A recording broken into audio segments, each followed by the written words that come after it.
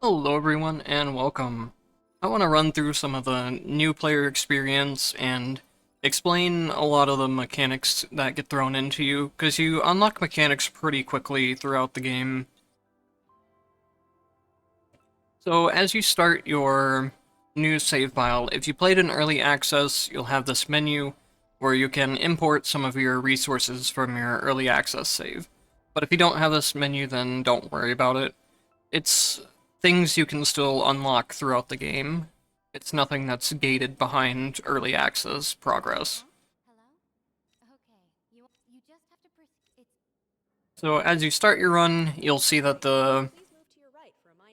this game does have a story to it. It has quests and all that kind of stuff.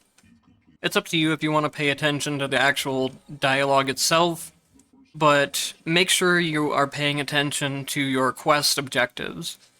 You need to be finishing quests in this game, because they will give you either items to unlock new characters, or they will unlock new system mechanics.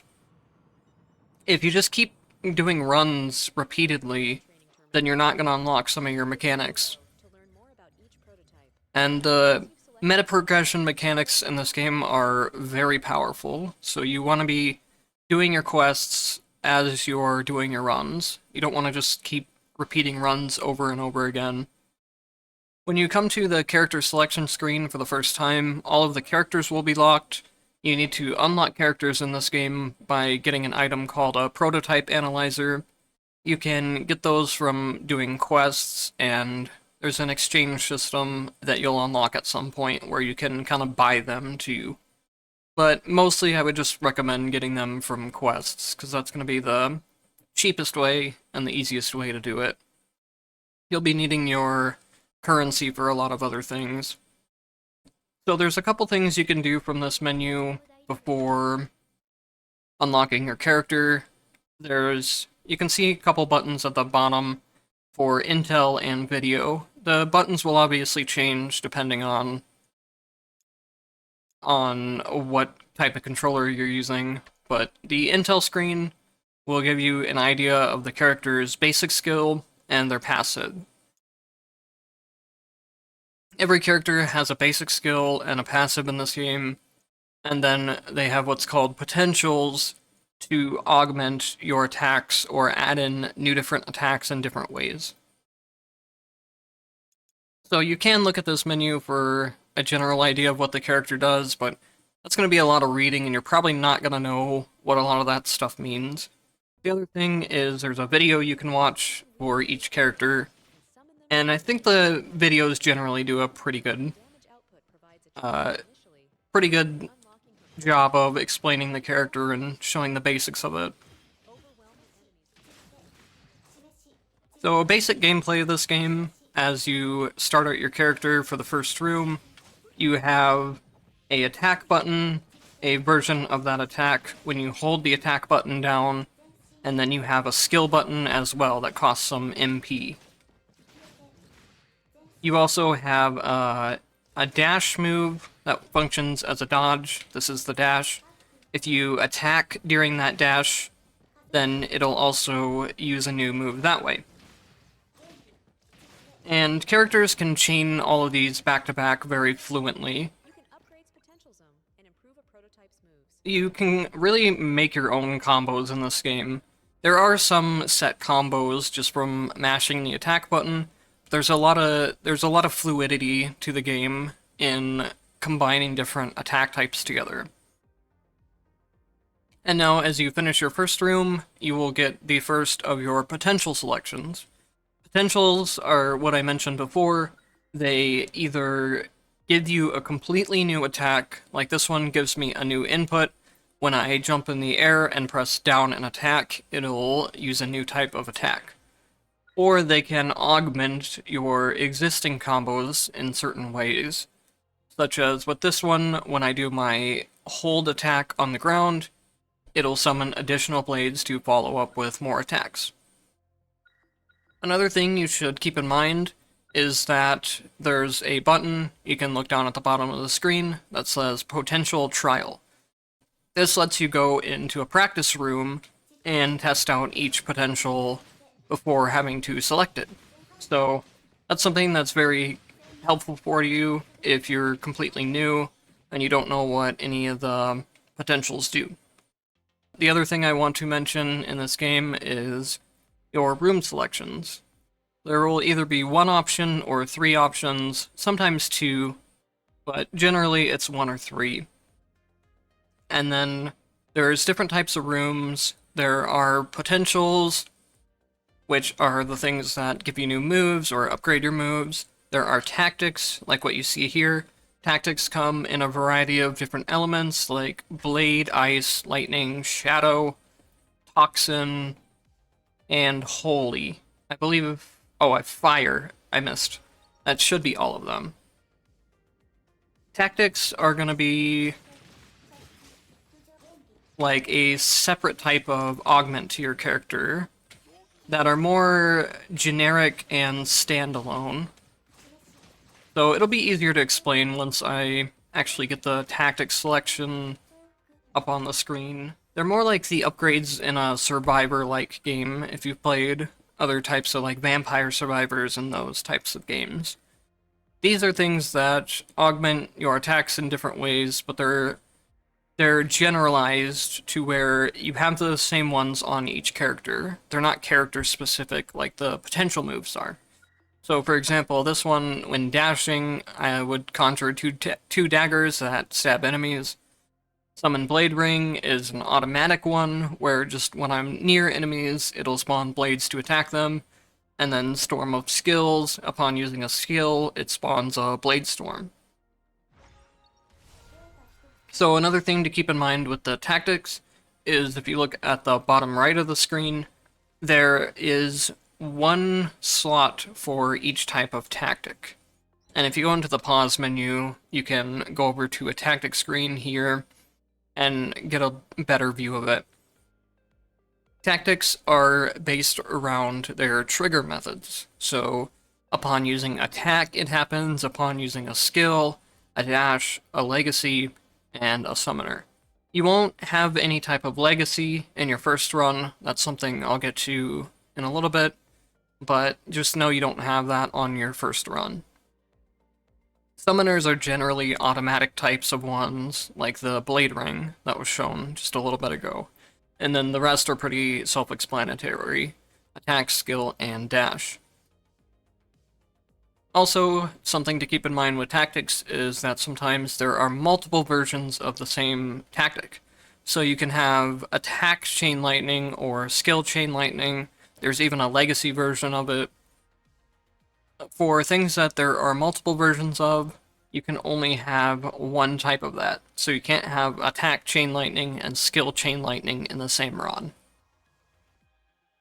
Also, there will be upgrade paths to every tactic. So you can get the first one will be just the tactic itself, where upon using a skill, it spawns a Blade Storm, and then as you collect more tactics throughout the runs, there will be different types of upgrades to them.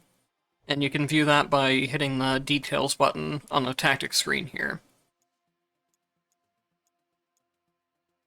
So there are two types of upgrade paths for tactics. The regular one, where you just get a skill, and then once you see something like this, where it branches off into different parts of the tree, you can only have one of these at a time. So you have to select them more carefully than other upgrades. And then the tree goes back to a final upgrade for it, where you don't get any type of choice, it's just this one. And then at the end of the tree, there are tactic synergies. So if you played other, like I said before, if you played Survivor type of games like Vampire Survivors, you're probably familiar with synergies in those games. This works pretty much the same way, except in this game you don't have to fully upgrade two different tactics. In this case, you would just need to fully upgrade your Blade Storm, and then have one of either Attack Rend or Skill Rend. If it shows multiple options up here, right before the red tactic, That just means you need one of them. You don't need all of them. So that's basically how your runs are going to go. You go through different selection options every time you clear a run, or clear a room, I mean. You either gain extra potentials to give your character different attacks or power up your character attacks, or you get tactics to give your character more generalized damage boosts. So here's an example of what the tactic that I picked up can do. Remember that it said the trigger method is on using a skill, it summons a Bladestorm. So I'll use my skill here, and you can see that Bladestorm gets spawned. I can push enemies into it, and it'll do a bit of damage. This skill doesn't really synergize well with the character I'm playing, or this tactic I mean, since it spawns on my character location, and the tactic hits more, or the skill itself hits more in front of me. So there's a lot of cases where tactics have really good synergy with certain characters, and that's a lot of the fun of playing this game and replaying different runs. There's always a lot of different combinations of potentials. You can never really max out on all of your potentials in a single run, unless you're doing like extremely specific things, and even then it's hard to max out on potentials. So you're going to be having a different character each time you run the game, basically, between your potentials and your tactics. But that is pretty much all of the mechanics for actual runs that I need to go over. Though I should mention, if you look at the bottom left, you'll see I have like a plus icon and a heart-shaped icon with a 3 next to it. There's a mechanic in the game called HP mixtures that you can use as pretty much just a health potion. Otherwise, the rest of your first run will just be you seeing how far you can get before you die. If you're struggling through some of your first runs, don't worry about it too much, since this is a roguelike game, and that's kind of the whole point, is to die and learn from previous runs. And the game is slightly stacked against you on your first runs, too. A lot of the meta progression that you get from doing your quests will make a huge difference in your power level and how much HP you have for future runs.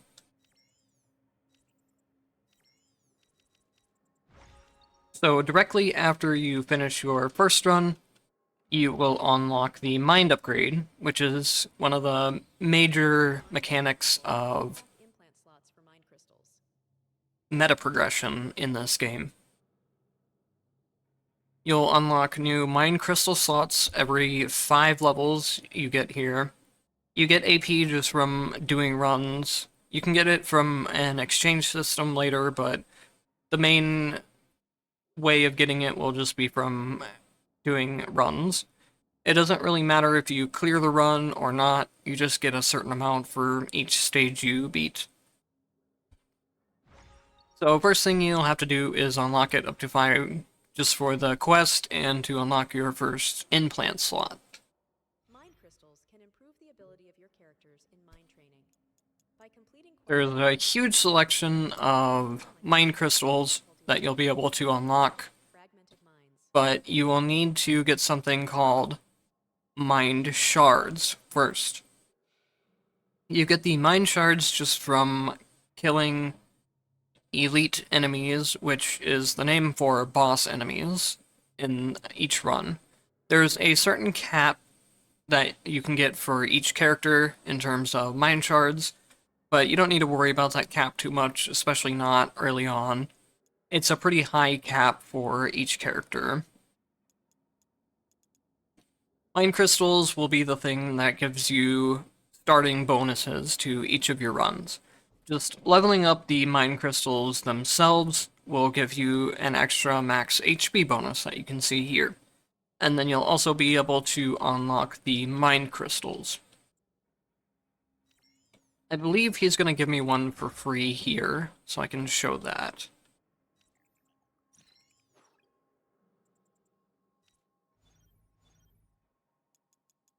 Yes, he does.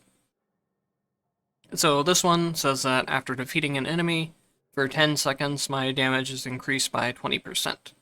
That's just a passive effect that I can slot in here, and it'll be active during my runs. You need to actually put these in one of the available slots. If you don't have them in there, they don't take any effect.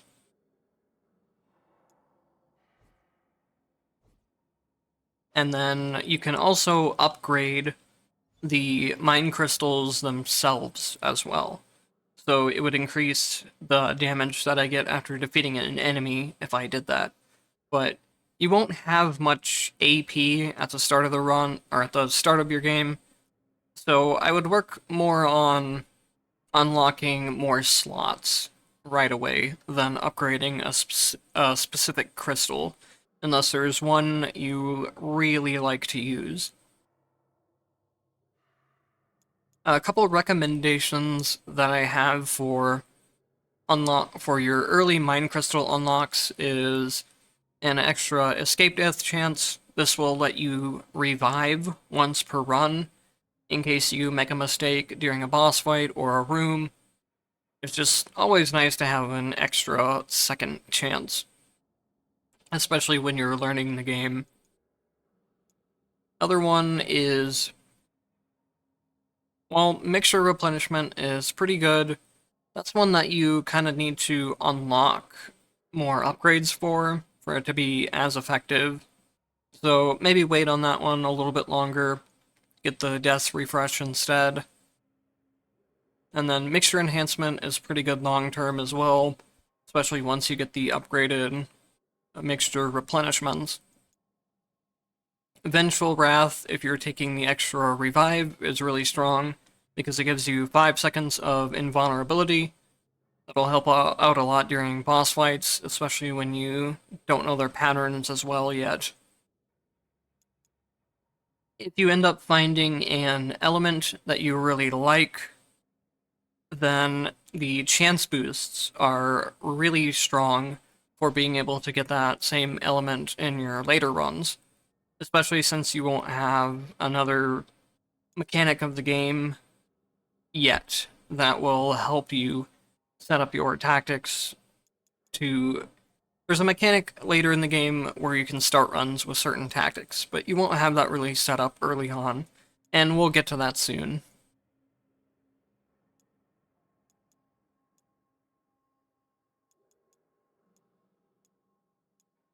The other one that I would really recommend for early on is Giant Slayer.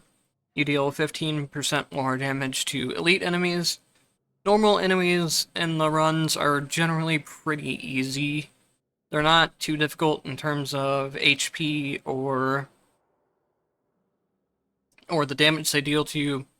A lot of your early runs will probably be falling to the elite enemies or the bosses as you learn their different attacking patterns. And a lot of the mine crystals are focused around like different characters, different playstyles, different difficulty settings. So whereas Exhilaration is really good on a character like Lambda, it's not as good on a character like Hakumen, who can't deal a whole lot of hits quickly. So if you see something in the mine crystals that I didn't recommend, but it looks really good for your character, you can always grab that one. And mine crystals in general are something that's really catered around your own playstyle, so feel free to experiment with any of them and change things around to the way that you really want to set up your characters themselves and your runs. The ones that I recommended are generally things that keep you safer on your early runs or just work really well regardless of which character you're playing. You can adjust the difficulty of So at this point, you unlock your difficulty selection screen. which will look like this. There is a normal mode and a hard mode. The hard mode is a lot more customizable, but of course it's going to be harder to win the run as well. How normal mode works is that all of these options are buffs to you to make the run easier. So taking 100% less damage from traps, enemies dealing less damage, enemies having less HP, and getting buffs every phase. So if something in this game says every phase, there are different phases to the runs where it'll say like stage 1, stage 2, stage 3, stage 4, and then stage Omega. A phase is the same thing as just finishing one stage. And a stage will have either 8 or 9 sub-rooms to it, depending on if you're playing on normal or if you're playing on hard. If you're playing on normal, there's 8 rooms, with the 8th one being the boss, and if you're playing on hard, there are 9 rooms, with the 9th room being the boss. Once you go into hard mode, these end up becoming debuffs to you instead of buffs. So instead of traps dealing less damage, they're dealing more damage. Standard enemies can deal more HP, you have a time limit, and so on. I'm not going to explain all of these individually. They're all pretty self-explanatory. They're all debuffs to either your character or buffs to enemies in different ways. There are some benefits to doing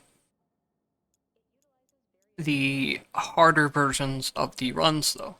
You get a lot of buffs over here on the side for hitting certain breakpoints in your entropy levels. So I'm at 15 right now with the settings that I put on. I would need to go up to 20 to get this next buff. These buffs are never required, but they do help in certain ways. Like having 2 more potential spaces can lead to you unlocking 2 more moves for your character throughout the run. You can also see at the bottom left, there's the blue, purple, and gold icons with percentages next to them. Playing on higher entropy settings also gives you a higher chance to find higher tier rarities of tactics, which will just start stronger than the normal version of the tactics. You won't have to ascend them to the higher tiers. Not a huge deal, but it is something. The next objective that the game is going to give you and the next mechanic that you're going to unlock are legacy characters. Now, depending on how far you made it in your first run, you might have already created a legacy character. I'm not sure if the game allows you to do that yet or not. But if not, you will end up creating a legacy character throughout one of the next runs that you do. So everything you do during a run that increases your character strength, getting potentials, getting tactics, getting tactic ascensions, getting HP and MP increases, will increase your combat rating. You can see this rating on the pause menu. Right now, it says that my current rating is 970 right here. This rating and the tactics that you select during your run is going to be very important to the legacy character system. The first time you lose a run at a certain character power level, you will end up seeing this screen that says to select legacy tactics. This will come into play for the legacy character system of this game. What a legacy character allows you to do is take a character into your next run as sort of an assist move, if you're familiar with tag-style fighting games. If not, this will also be pretty easy to learn. But for this screen itself, where it says select legacy tactics, you want to be considering what is an upgrade that I want to give to my other characters. The tactics here will just allow you to start with that tactic on a separate character. So I'll pick up the range shadow spike, and then you may only have one option, or you may have two options. It depends on what the power level of the character you got was. Once you get your first legacy character created, you will need to come back to the character selection screen, and by this point you will have a new prototype analyzer. You will need to unlock a second character before you can access the legacy character system and finish the quests that you've been given. So I'll go ahead and unlock S here, and we will be able to see the new Evo type selection screen. So actually, I mentioned before that you would have to get to a certain power level on a character before you are able to see the screen, but I guess that's not correct. You can just lose the run at any point. But as you can see here, the higher the power level you get your character to, the higher or the more benefits you will get out of that character in terms of legacy. So for example, with this character, she has all of the benefits unlocked. The first slot here is going to be an assist skill that you can use based on what the character itself is. The next option down is going to be the passive from that character. So you can take a passive from any other character and put it onto the one that you're playing now. The final two options, if you have enough rating for them, will be the tactic choices that you carried or that you chose at the end of the last run to carry over to your next character. Once you have selected an Evo type to inherit from, hold to battle to start your mind. So if I go ahead and start a run now, I can show off a couple of those real quickly. I'm not going to be able to show off the tactics because they're both upgrades to a different tactic, but I can show off the character's active ability. So now you can see down in the bottom left, there's an icon for the Lambda skill that I just used, and then there's a cooldown for it next to my character's skill. That just basically gives you like an assist move from tag-style fighting games. They're really nice, and a lot of them are pretty powerful in themselves, too. So how it works if you get upgrade-style tactics is that I would just have to unlock the shadow spikes first, and then this one would become active. Obviously, it doesn't do anything right now, because I don't have the actual tactic for shadow spikes. Eventually, as you go through the quests, you will unlock another kind of mode called Mind Challenges. I've switched over to my main account, so I don't have to go through all the story quests again. That's just why I have a different avatar here and why I'll have so many Evo types on my character selection screen. But basically all you need to know is keep following the quest line, and then eventually it will lead you to this. You can either talk to a guy on the first floor. There's an elevator up to different floors over here. He's in the top right side of the first floor. But the easier way to access the mind challenges is just to talk to this board here. Mind challenges are somewhat between like a boss rush mode and a stage selection type of thing. there are all the or not all the bosses in the game, but there's most of the bosses in the game on here that you will select as a stage. The higher the stages go, the harder the bosses get. There's a easy mode or a normal mode that you'll fight bosses as in the first set of stages, and then once you get to these, which have, I believe that's the symbol for Omega, but I'm not sure, you'll have this version of the bosses, which means that they have additional moves or harder versions of their original moveset. So once you get up to these, make sure you look out for that. And just, they'll also have a lot more HP and damage as you progress, which is going to be important based on the mechanics of how mind challenges work. So once you start this for the actual first time, you will only have Watcher unlocked, and you'll have to play through these one by one to unlock the next stage.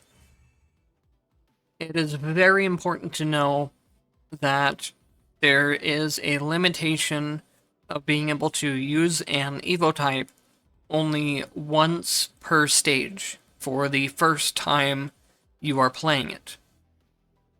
If you are replaying an old stage that you've already cleared, there's no limitations. But when you're challenging the new ones, there is. So if you went into stage 1 with, like, let's say this Jin that I have right here, no matter if you win the stage or lose it, you cannot use that Jin again throughout the mind challenges until you've completed one and go back to it. So if I use this Jin here, I completed the stage and moved on to the second stage. That Jin would not be selectable again. So when you're doing your mind challenges, you need to keep in mind that you want to be using your weaker characters first on some of these lower stages. And if you ever get a character that has like a really powerful build, a really good potential setup, or just if it's your most comfortable character that you play well with, you want to be saving that character for either later fights or a certain boss that you have a more difficult time with. This mode is kind of a pain in the ass, honestly, just because of how many Evo types you need to make to do it. And then if you end up failing, you end up losing that Evo type, and I don't really like how the mode is set up personally, but it's fun once you've beaten every boss for the first time. That way you can just retry everything. I hope they'll rework this in the future so you just never lose your Evo types, or maybe by the time you're hearing this, they have reworked it, but as of the time of making the video, that's how this system works. And that's going to be it for all the mechanics that you need to know as a new player. Thank you guys for watching, and I'll see you in the next one.